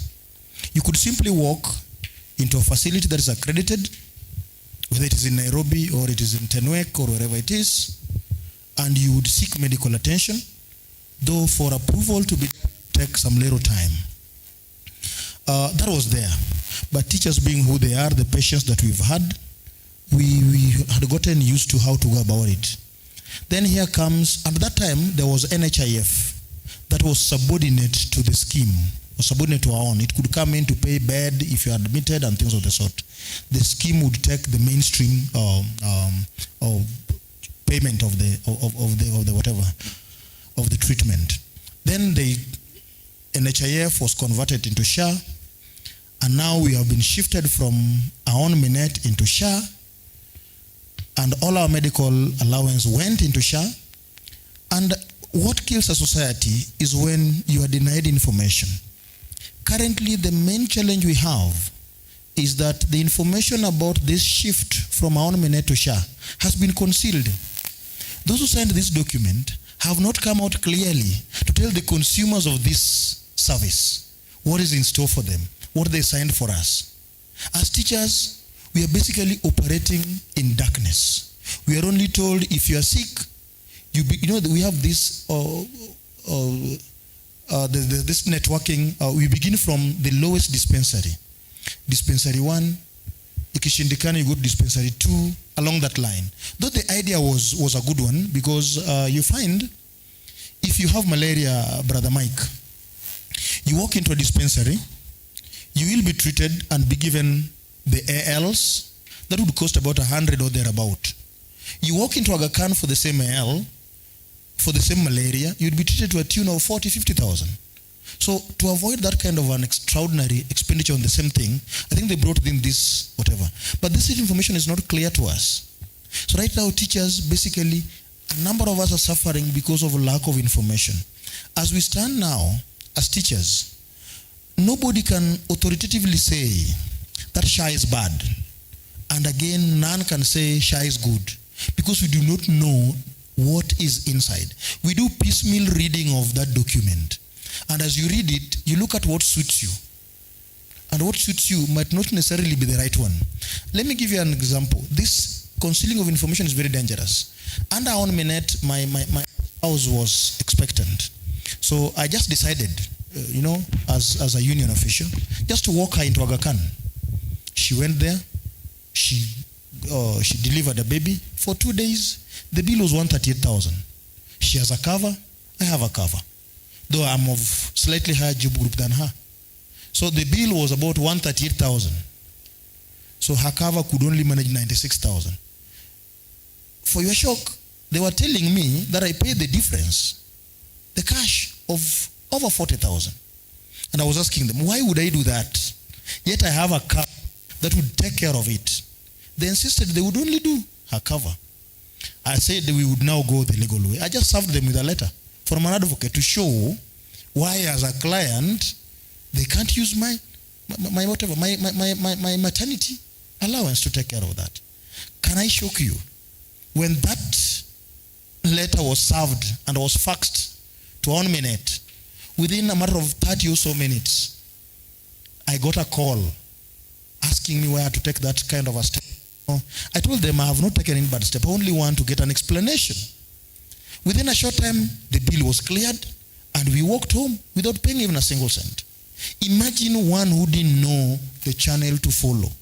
You definitely look for money to do that. So, system where information has been concealed away from us and a number of us are suffering, we are calling upon the stakeholders. And as Kuppet, once we get the opportunity, we are stakeholders in this, we must get to know what is entailed for the teachers. The teachers must have the information so that even if we reopen negotiation over this deal, we need to know, is it beneficial to our members or not? And that would inform our renegotiation. Right now, we don't even know whether SHA is a scheme or it is a fund. So it is shrouded in mystery, and that informs some of the cries you hear from our members. So as Team Change, we are going to take that because it is a matter of urgency and for convenience to our members. Thank you. Thank you so much to Gender. Now this question is yours. When people get into teaching profession, they do so at a very young age. And we expect that those who will be getting to profession will even be younger in future. What are some of the plans or efforts you will make to involve young teachers and newly recruited teachers into the union decision making in Kuppet? Thank you very much. Basically, what we are planning to do as Team Change is to do more of mentorship. We believe and we have seen that actually the young teachers, they have potential, they have the agility, they have the vigor, and they have all that it takes to become leaders in the union or any other place. And you will realize that even in our team, we have young people. And that is the message we are sending to the young people, that we know you exist and we believe in what you are. As we take on this mentorship, again, in these leadership positions, we have the position of third assistant gender secretary, who is in charge of the youth. And I want to believe that with her, we will formulate different fora where we can meet these young teachers and allow them to ventilate, allow them to talk about their issues, even as we hear them, and document for implementation. And you will realize also the challenge that we have is when actually those in leadership, they stick to power for so long, such that we send a message to the young people that you cannot be a leader until you get to a certain age, an advanced age. That is the message we have been sending to our young people, so that at the prime of their age, actually they have sat back. They cannot, they have sat back and they are waiting for that time. And you know that time, we are talking about 50 and above. But as Team Change, that is not our vision. That is not what we really vouch for. We are saying that the young people deserve leadership positions and their voices must be heard at the decision-making table. As we get into office, definitely there are nomination slots. We will consider the young people so that we tell them that we have you at heart, we encourage, we mentor them, and we show them that you can also become leaders even at this young age, male and female alike. And we will make sure there is equity when we do that. Thank you. Thank you so much. Maybe, Mike, something extra. Currently, you see, we have the new system. We have a new level of learning. The CB giving us the junior school. A number of these junior school colleagues are young people.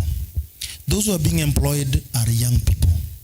These young people, they are bringing their mode of training is slightly different from some of us. During our days in school, you could see inspectors of schools could come and you could see teachers running up and down because of that fear that was there. You don't expect that with the current Gen Z teacher. There are people who have been brought up knowing their rights and they know what they need to do. These are people who will engage you and will reason with you. The current crop of a number of our administrators were brought up at that time. So they may fail to understand how to actually orientate this. As Team Change, we are saying, we must bring the young ones on board. They join the profession not knowing the expectations, not knowing the codes and the regulations, and we have seen the employer trying to induct them. As a union, we have a role and a duty to ensure that our young ones are properly inducted into the profession. They must know the guidelines. They must know the circulars that guide this profession. That is a role that we must take. Otherwise, we will see what we currently see. A number of disciplinary cases that are currently ongoing, they're basically on the young teachers, those who are 5, 6, 7 years or less in the profession, because they have come in and nobody has taken their welfare seriously. Nobody is willing to understand them. Remember the other day we had the Gen Z protests. It took the president himself to have town hall meetings with these young people, just to understand them and to know how to handle them and to operate with them. We as teachers in the education sector, we are not left behind. And we want to encourage all our head of institutions, the principals and the head teachers. It is up to us to mold these young men and women.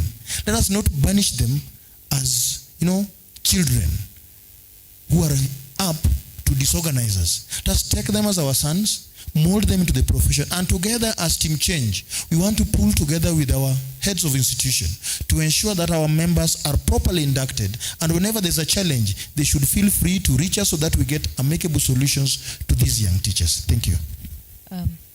Thank you. Well, just allow me put a final rejoinder to that. I wish to say that leadership is not about age. Leadership is about accepting responsibilities. And as Team Change, we have been accused of being a group of very young people who may not lead the teachers into the right direction.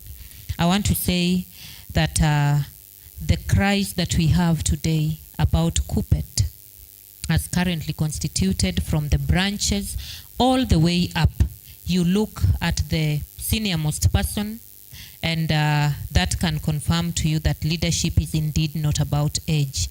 We, the Team Change aspirants, have accepted responsibility that we want to build a union that is going to be more transparent, more open, visible, a union that is going to be more trusted by the teachers. So that, I would say, is one thing that is giving us an advantage over our competitors. And again, just like we have accepted responsibility at our young age, we will also work with all the other youngsters to mentor them into accepting responsibilities. Thank you. Thank you so much. We are coming to you live from Hotel Dotres, and this is ACTT Digital Media. For those who do not know, we've worked with schools since 2017. And I want to appreciate schools in Siaya County that include Maranda, Ugenya High School, Sawagongo, Ramba High School, that actually have worked with us, and the team or the school that has made this show also possible. Because sometimes you may wonder, as Katoni was saying, it is coming at no cost. Yes, it is at no cost. We're not asking for any amount of money, but it's because we work with the school that we also feel that we need to give back. And one of the channels to give back is now holding this talk show, where the voters will hold you accountable based on what you have said this night. Unlike probably other people who are campaigning but who don't seem to understand what they're talking about. In the event you win that office, please remember what you said this evening. The voters will hold you accountable. Now, I will open up this to the audience, and if you can just allow Mike to pass, just for the microphone. To anybody who has a question, you will tell us your name, which school you are teaching at, and of course, you direct your question appropriately. Just hold on, so that we'll be able to direct you appropriately. Thank you so much. So we will open the floor for questions, and the questions will be directed to the executive. In the event you have a rejoinder, in the event you have just something to add, you'll also be very free to add. Thank you.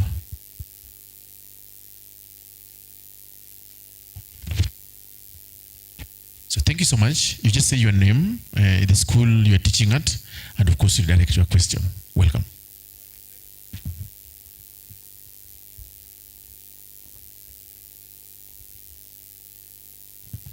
Thank you very much for the opportunity. My name is Alex Otieno. I teach at Holy Cross Secondary School. I have two issues and a question.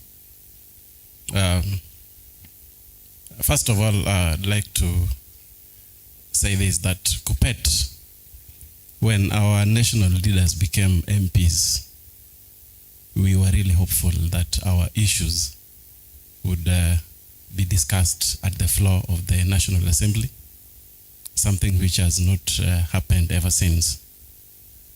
Instead, those leaders went to bed with the government, and I think that is one of the reasons why we are complaining about the CBAs and the health covers that we know nothing about.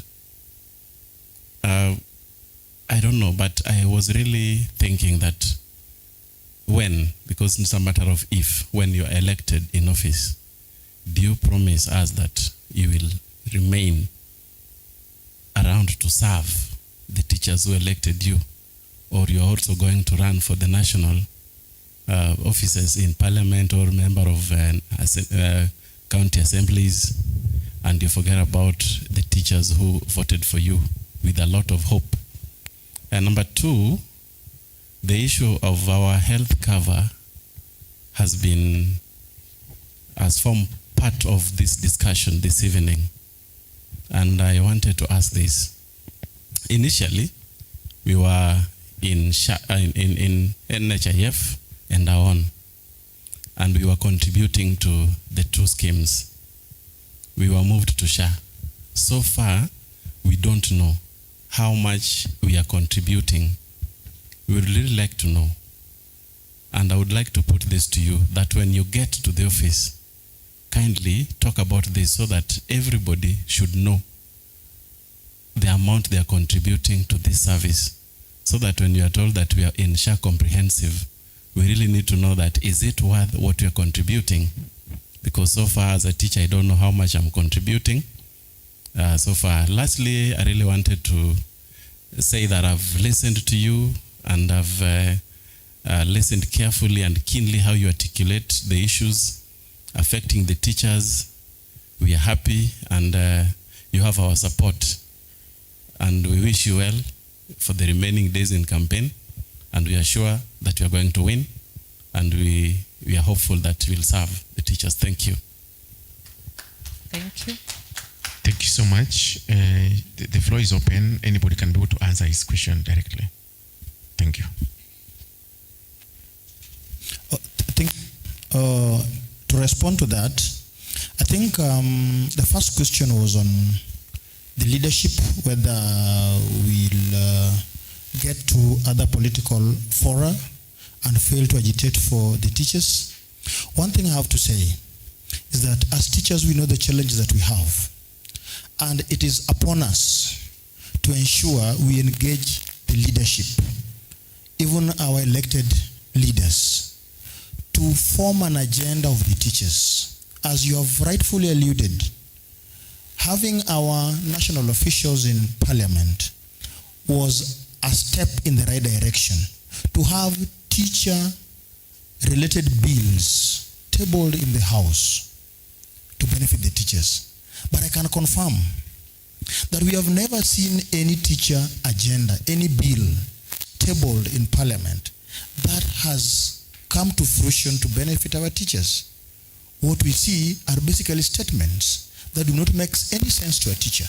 As long as a teacher does not get anything that adds value to his pocket, that gives him the dignity he deserves, then those positions they hold are as good as nothing. We as the grassroots Kuppet leaders, we want to ensure we voice the concerns of the teachers to the relevant bodies. That is our take. Then two, on the AON, the SHA, the whatever the medical aspect you're talking about, as team change, it is true, it is shrouded in mystery, and we do not know how much we are contributing. Even the, we call it the last expense, was clearer in our minute. Right now in SHA, we do not know how much we are entitled on the last expense. If we lose one of us right now, how much does your dependents get in return for the last expense? It is not clear. We are saying as team change, one of the things that we are going to do is to do a legal petition to the government to allow members to choose an insurance of their choice. Once we know the amount that we give into this fund or this scheme, we will request the government to allow us choose a medical scheme for ourselves. If they can give us a provision of 2 or 3 insurance firms, such that you choose one, a package that is best for you based on your medical allowance and based on your job groups, it will work. That is something we must petition the government to give us that leverage, so that it also brings competition among service providers. And that competition will make the service consumers, the teachers, to get the rightful medical attention that is in line with our qualifications as professionals in this country. That would be my take on that. Hello. Just to add on something, I wanted to say that some of the problems that we go through is not because we are lesser citizens, but it is as a result of underrepresentation. Earlier on, our colleagues talked about age, but I want to assure you that sometimes the younger generation are more energetic and can really do a lot in terms of representation. If you can all remember and ask yourselves, the current PS of medical services, Dr. Umoluga, at what age was he elected to be the Secretary General of the doctors? And during his tenure, what did he achieve? It was one of the most vibrant unions because he had the energy and he understood what colleague professionals were going through. As in the teacher profession here, let us not shy away from leadership positions, because in those houses is where policies are made. If one or two could have disappointed the teachers, does not mean that future teachers elected to those positions would continue to disappoint. Policies are made in Parliament. Policies are made in the National Assembly. And if we have members of National Assembly who are also teachers, and they have gone through what teachers are going through, then they should come with policies to caution teachers, policies to support teachers. And they can even be able to identify hardship areas. For example, in Siaya here, Mageta Island, Oyamo Island, Ndeda. Some of these things are happening because those who are representing us does not understand what we are going through as teachers. I would therefore, as a unionist, recommend that if a teacher is seeking position of leadership, let teachers support that particular given teacher. And I also want to remind you that even as of today, some of the benefits that we enjoy in the union, some of them were the struggles of the late Ambrose Adair Adongo. He was not struggling for his own stomach, but he was struggling for the teachers then and for the generations to come. And therefore, as teachers of Kenya, as we go to the elections, we must think of teachers today and teachers tomorrow. And therefore, decisions that we make must be decisions that will be supporting teachers of today and teachers that will come after us. And that is why, personally, I'm appealing to teachers from wherever they are, that the time has come that the voice like that of the late Ambrose Adair Adongo must come back to the union, and we must be counted, and we must be examples that will be given even when we will have exited the profession. And I want to tell you that during those times, the retirement age, even in the union, was pegged at 55. And those unionists really advocated for the interest of the teachers. And whenever their time to exit approached, they always exited, and they left young and energetic individuals to articulate the issues of the teachers. I want to promise you, my brother, that this team here is ready, is bold, and is looking forward to represent the teachers. Thank you. Thank you so much. Next question, please. Okay, thank you. My name is Vincent. Feel free to stand up so that you can be able to ask the question. Okay, thank you. My name is Vincent Sogo, a teacher at Siaya Junior School. My question is, I have two questions. I'm among the moguls. We call ourselves moguls. We teachers that are teaching at junior school. We are suffering. One of the things that we have seriously demanded and asking the government to help is the independence of the junior school and the career progression. We ask ourselves that for us, because we know very well that those that head primary schools, they are, we call them, we know they are, if you look at they are, for example, the C5, that is, well, as for us to become a principal, you have to be something in D. So we ask ourselves that when we reach this D, where will we be? Will we be the principal of primary schools, and will they accept? Or will we be again taken back to high school? So we don't understand. So my question to the candidate is, what measures do you put to help us junior school teachers at least to know to know our ways? Thank you. Thank you. Thank you, my brother Vincent. Allow me to say this, ladies and gentlemen. Under the current system, we have seen our education system changing. We were in 844. That is drastically coming to an end within the next 1 or 2 years. It will be done. We are in the CBE system. This CBE system came with the junior school setup.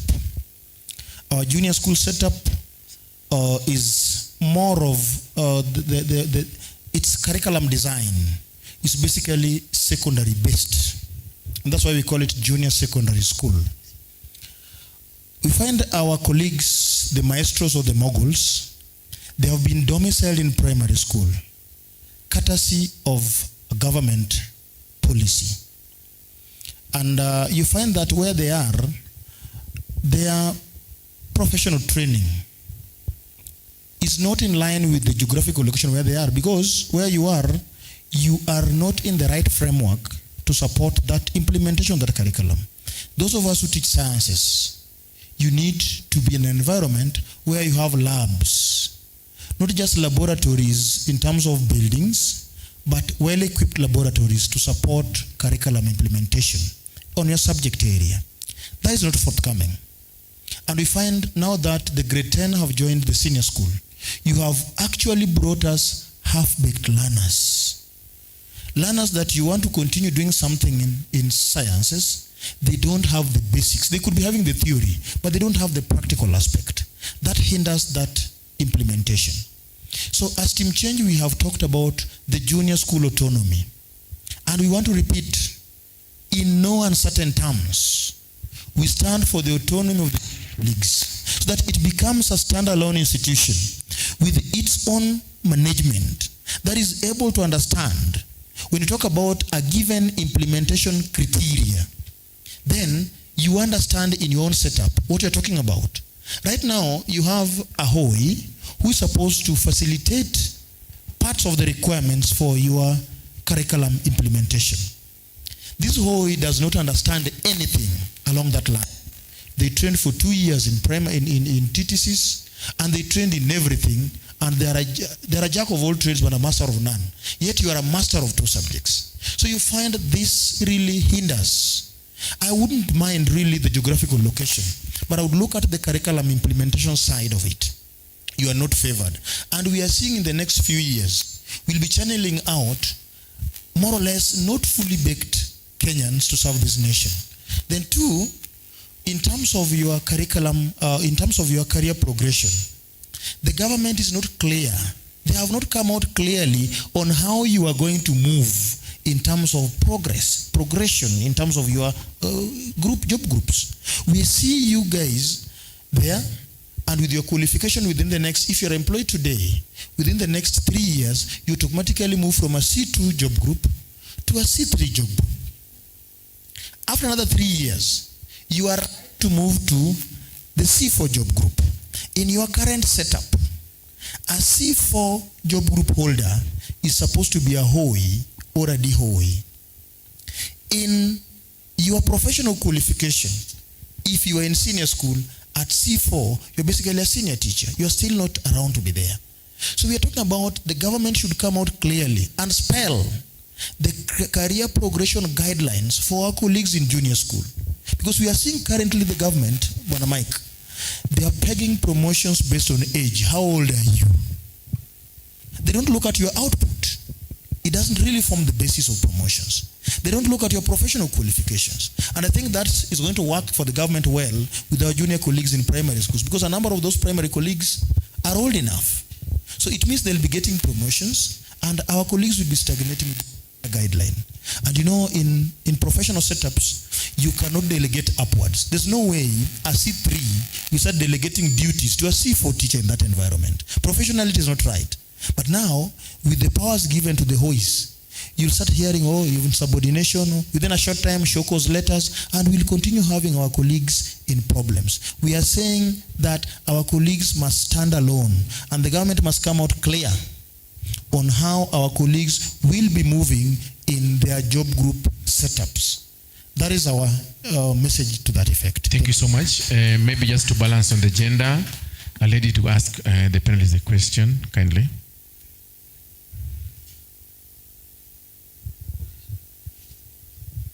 Oh, thank you so much. So I will come back straight to the panelists as we close this discussion, this debate. I will give each and every one of them a chance to just make their concluding remarks. So we'll start with the gender aspirant.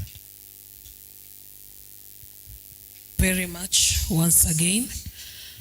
I will say it has been an interactive session, and we have had a chance to educate the teachers of Siaya County, they that are watching in every corner of Siaya County, to show them that actually as a team, we are not just getting into that office for the sake of it, but we are getting into the office to bring that change that we have talked about.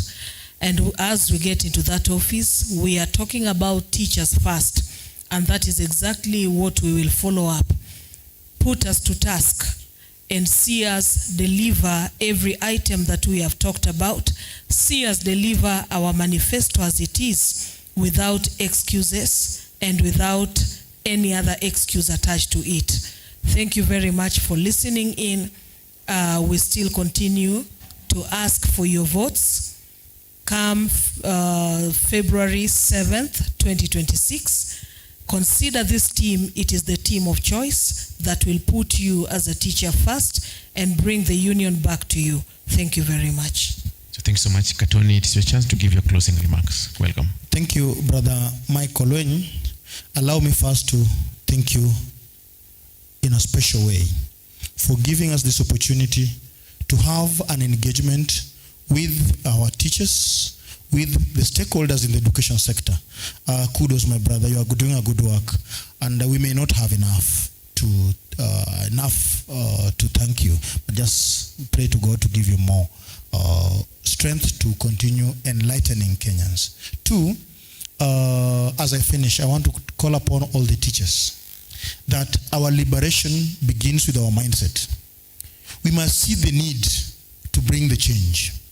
If we are still locked up in the status quo mindset, then we'll continue crying about stagnation, we'll continue crying about poor medical services, we'll continue crying about poor advocacy, and we'll continue crying about all these social and professional injustices that we go through. I call upon teachers, let's change our mindset, let's accept that a time has come that we must give the leadership that is going to serve the teachers. We must lead with a difference that is able to benefit the members. I call upon all teachers of Siaya. Let us have peaceful voting come 7th of this month. That is this coming Saturday. Let all teachers of Siaya remain peaceful. Come and cast your vote in favor of the team of your choice based on the agenda that we have. We have brought the democracy in Siaya so that your vote will count. We want all of us to turn out and vote, and let us be peaceful and ensure we bring the leadership that we want. Finally, we as Team Change, we are not at war with our administrators. There are rumors being peddled around. Team Change is against the principals. Team Change is against the HOIs. Those principals and the HOIs are members of the union.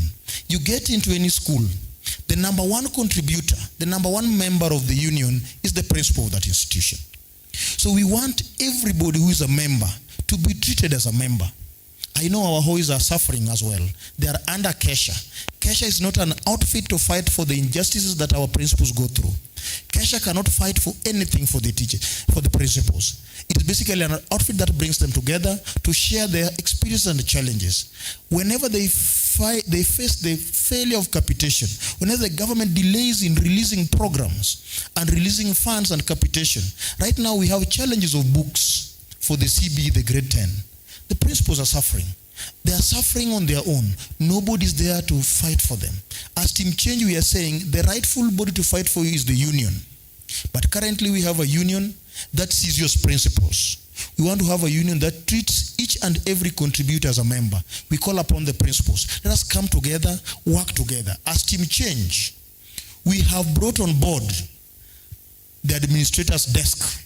In our branch governing council, we are going to nominate an administrator into our council, such that whenever challenges they face, we are able to get them, so that we domesticate the solutions to the challenges we face, and we approach them as a union and as members of Kuppet. Let us make the union work for all of us, regardless of where you are, regardless of your job group in the profession.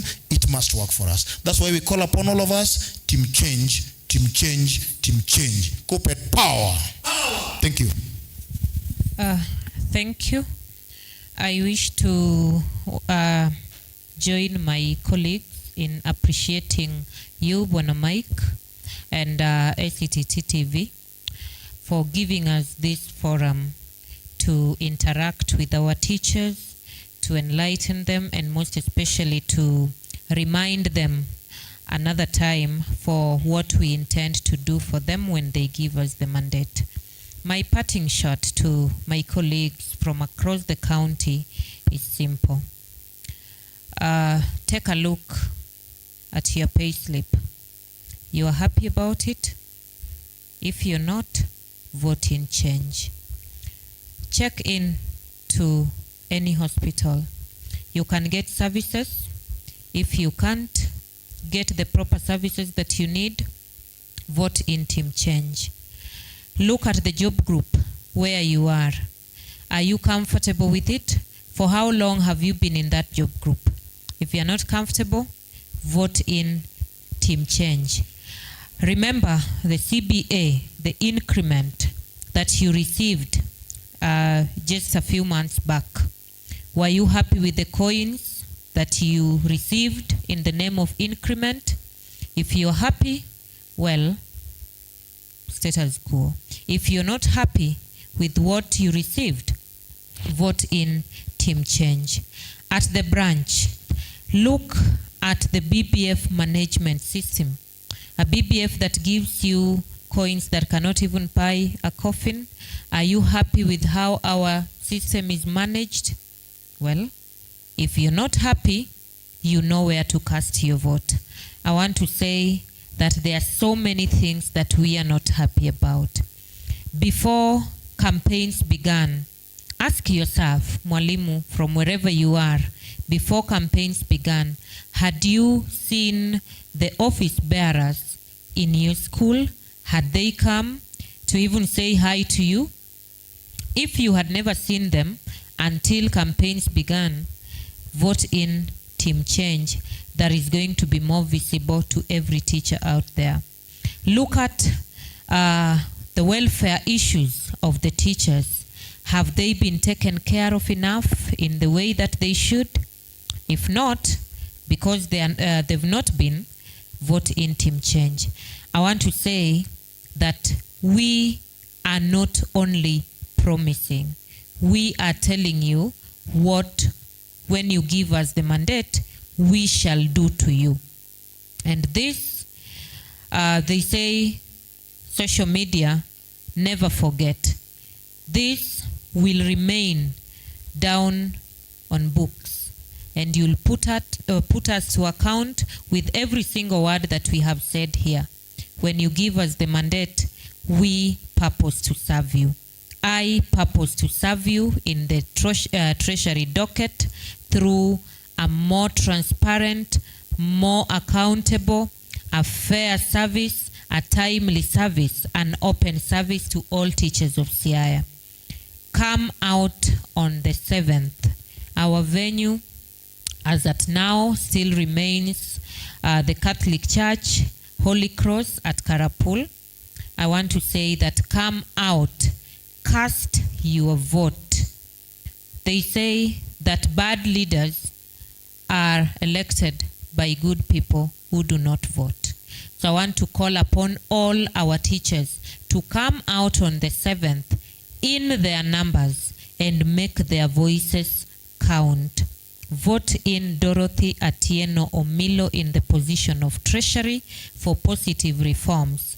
Vote in Team Change for positive changes at the branch and in the union as a whole. Colleagues, see you on the 7th. I want to say that may God bless you and may God keep you healthy so that together we can enjoy the fruits of a union that truly serves its members. Thank you. Thank you so much. Before the ES give his closing remarks, allow me to give shout outs to those who are watching us online, just to mention but a few: Woda Jani, Alice Agumba, Dana Bwao, Alois Kachola, Irene Kature, Achola Caleb, Lavenda Otieno, Moses Alaka, Frederick Olo, Dalmas Otieno, and of course Benta Atieno of Ugenya High School. I'm told she's also watching. And also a big shout out to Moses Nduri for actually having reached out to us to make this happen. We are because you do. Thank you so much. And I am Michael from ACT Digital Media. So to you, ES, for your closing remarks. To our brother Michael, I want to sincerely thank you for giving us this platform to talk to the teachers of Siaya, the teachers of Kenya. We are indeed grateful. To the teachers of Siaya, this is an opportunity to bring to an end abusive leadership, to bring to an end leadership that is full of impunity, leadership that is full of arrogance. To the teachers of Siaya, it is an opportunity for us to liberate ourselves, to feel that we are free. It is an opportunity to bring the union back to the teachers. This is an opportunity for us to proclaim teachers first. I want to assure you, the teachers of Siaya, through me, through Team Change, we shall be your voice. We will speak for you. We will advocate for you. I want to assure all teachers of Siaya that I will network with our colleagues across other branches to make sure that this union, Kuppet, works not only for the teachers of Siaya, but for the entire teaching fraternity in the Republic of Kenya. I want to inform you that the time is now. If not now, there is no any other tomorrow. It is our time to take the leadership of this union to another level. I want to inform all of you that we are looking forward to a peaceful election on Saturday. And I want to ask all supporters, all teachers of Siaya, to turn out in their large numbers on the 7th of February 2026, this coming Saturday. The polling stations will be open from 6 a.m., closing at 6 p.m. We are looking forward to seeing you.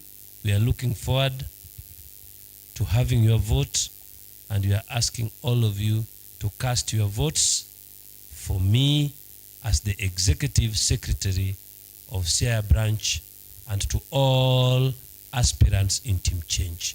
Together we can, and as Team Change we are saying, tuko tayari. May God bless the teachers of Siaya. May God bless all of you as we look forward to our winning on Saturday. Thank you so much. Thank you so much. This production. Oh, excuse me, Mike, just before you finish, allow me to request you. Part of your audience are some of our colleague aspirants. As a team, we are 14. Allow me to request you that you give them an opportunity just to introduce themselves, wasalimie walimu, waseme chenye unataka, if time would allow. As the chair of this team, I'm under obligation to do that. Thank you, my brother, in advance. Thank you so much. Just as you said, we just do that straight away. Those aspirants, the floor is yours. Just to mention your name and, of course, the position you are vying on in this coming election. So I'll ask the mic to pass. Ask the mic to pass. Thank you so much. So just straight away, just start from where you are, please.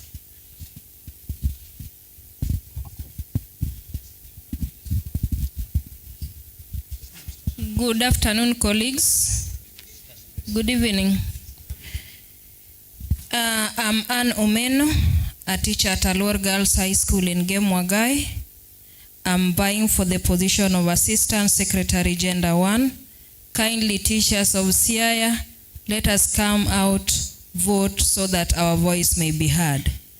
I'm requesting for your support. Vote for me. Vote for Ann Omeno. Thank you so much.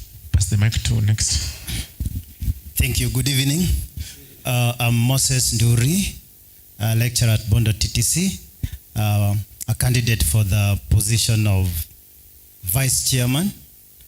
We want to appeal to all colleague teachers of Siaya to give Team Change an opportunity to serve them. This is the team where every teacher, irrespective of where they are, will feel they belong. This is the team that has a promise, and the promise is creating a union of the teacher, by the teacher, and for the teacher. And our mantra is simple: teachers first, always. Come out in large numbers and install Team Change. Thank you, and may God bless you from wherever you are. To our viewers and colleagues, good evening. My name is Lona Juma, candidate in Team Change for the position of Assistant Secretary Gender 3. That is the position for the youth. I'm kindly requesting you to turn out on 7th and vote us in for a transformative union. Thank you.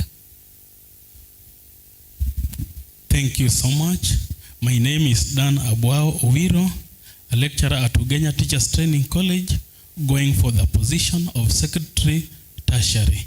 I'm kindly asking members of Siaya Kuppet branch to vote Dan Abuao for Secretary Tertiary for real representation. Thank you so much.